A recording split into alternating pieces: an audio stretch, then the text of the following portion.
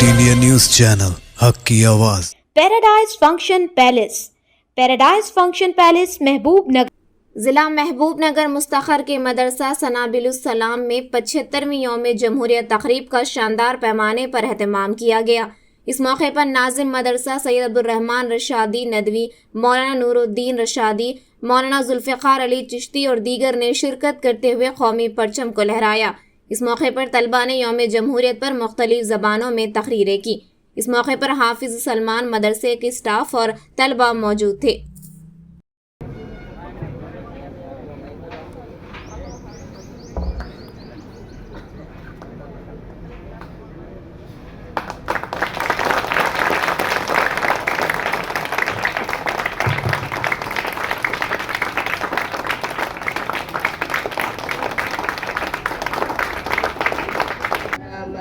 अधिनायक जय है भारत भाग्य विधाता, पंजाब सिंधु गुजरात मराठा द्राविड़ उच्चल गंगा विंध्य हिमालय।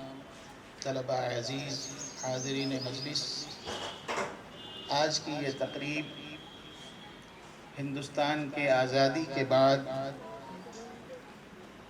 दस्तूर साजी के तारीख़ के एतबार से इसको याद किया जाता है, जिसे हम यौम जमहूरिया कहते हैं। यौम जमहूरिया से मुराद ये है कि इस मुल्क के चलाने के लिए कोई मजहबी क़ानून को नाफिज नहीं किया जाएगा। इस मुल्क को चलाने के लिए उस ज़माने में जब दस्तूर साजी की गई, जिसमें उसके रूह रवां तमाम हमारे अकाबिरीन के साथ डॉक्टर भीमराव अंबेडकर को आगे बढ़ाकर काम कराया गया था, तो उस ज़माने में लगभग 7,500 मुसलमान कानूनदां भी उसमें शरीक थे, जिसके बारे में हम और आप नहीं जानते। ये हमारी बदनसीबी है कि इसको हमने मदारिस के अंदर दाखिले नसाब नहीं किया। इसको पढ़ाना चाहिए था, इसको अपने इलाके की ज़ुबान में छाप के तकसीम करना चाहिए था, बताना चाहिए था। तो हमने क्या किया, सिर्फ एक सिंगल पीस को याद रख लिया कि भीमराव अंबेडकर ने ही इस मुल्क की दस्तूर साजी की है, बाकी इसमें कोई शरीक नहीं। तो इस गलत फहमी को भी दूर करने की ज़रूरत है। नंबर 2, उलमा इकराम और मदारिस का क्या रोल था इस मुल्क की आज़ादी में। तो हम लोग अमूमन 1857 को याद करते हैं, थोड़ा सा और पीछे जाना चाहिए, जब टीपू सुल्तान को शहीद किया गया और अंग्रेज़ों ने ऐलान किया कि इस धरती के ऊपर, इस मुल्क के ऊपर अब हमारा कानून चलेगा। तो उस वक्त 1799 में शाह अब्दुल अजीज़ मुहद्दिस दहलवी ने फतवा दिया था कि इनके खिलाफ जो है जद्दोजहद करना फ़र्ज़ है। समझे आप? अस्सलामु अलैकुम रहमतुल्लाहि व बरकातहू। आज मदरसा दारुल उलूम सनाबिलुस्सलाम में हम हाज़िर हैं और इसके तरफ से ये जो स्पेशल प्रोग्राम आज हो रहा है, ये रिपब्लिक डे का फंक्शन है, जिसको गणतंत्र दिवस भी कहते हैं। रिपब्लिक का माना होता है to the people, for the people and by the people.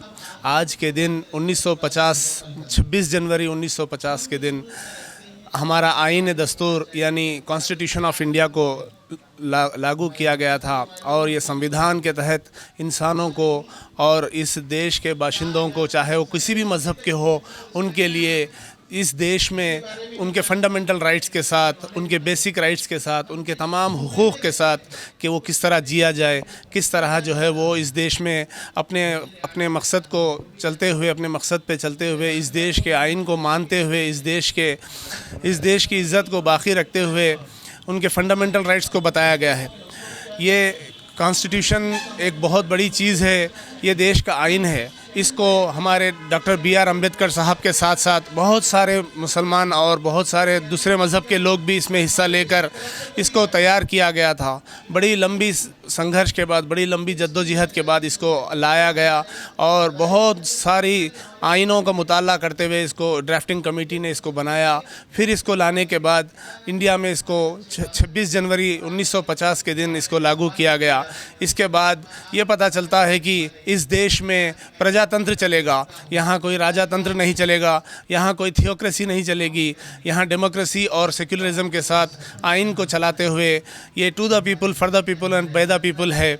और उम्मीद है कि हम इसको बाकी रखेंगे और इंशाअल्लाह इसको बाकी रखने के लिए मुसलमान, हिंदू, सिख, ईसाई सब अपनी मेहनत लगाएंगे और इस देश को हमेशा हमेशा आइन के साथ चलाएंगे। बहुत सारी बातिल कोशिशें हो रही है, बहुत सारी बातिल कौमें, बातिल लोग, बातिल फ़िक्रों के साथ इसको मिटाने की फ़िक्र में लगे हुए हैं, लेकिन इंशाअल्लाह हम मुसलमान और हमारे दीगर मजहबी भाई एकजुट होकर इसको बाकी रखेंगे और इसके साथ इस देश को चलाने में ही हम सब का फ़ायदा है। ये हमारे बुनियादी उसूल बताते हैं, हमारे फंडामेंटल ड्यूटीज़, फंडामेंटल रिस्पॉन्सिबिलिटीज़ बताती है आइन कि हम इस देश को, इस देश के साथ किस किस हालात पे चलते हैं और इसमें चलने के लिए हमें बहुत सारे आइनी हुक्म है इसके अंदर, जिसको लेकर हम चलेंगे तो इंडिया एक बहुत अमन परस्त देश बनेगा। और इंशाअल्लाह उम्मीद करते हैं कि इस मैसेज के साथ हमारे तमाम वतनी बरादरान जो है इसको अमल में लाकर इस आइन को बाकी रखने की फ़िक्र में लगेंगे इंशाअल्लाह। अस्सलाम वालेकुम।